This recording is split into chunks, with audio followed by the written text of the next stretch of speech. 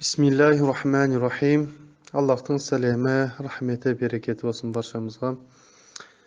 Енді күнімізде қойылған сұрақтардың бірі, жиі қойылатындарын, ғұсыл алған кезде сабын, шампунь және мочалка сынды заттарды қолдануға бола ма деп жатады.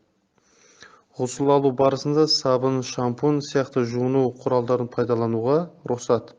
Бұған дәлел ретінде Әбу Дауудтың хадистер жинағына орын алған бір хадис бар. Айша анамыздан жеткен хадис.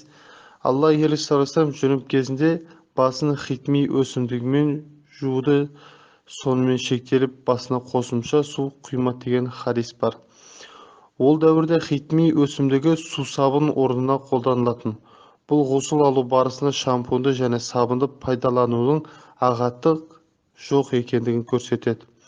Ендеше ғұсыл алатын кезде сүннетке сай алдымен ниет етіледі, одан соң бисмилланы айтып, екі қолды білезікке дейін жуады.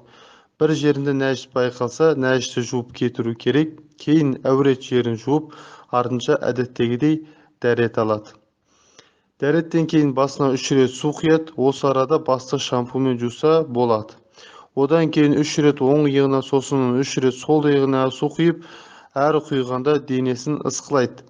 Ысқылау кезінде сабын қолдану немесе мочалкамен қолдану, ысқылау бұл еш күнәсі жоқ.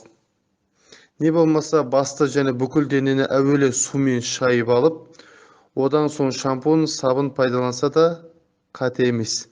Ғұсылда ең басты шарт дененің барлық жеріне судың тиюі.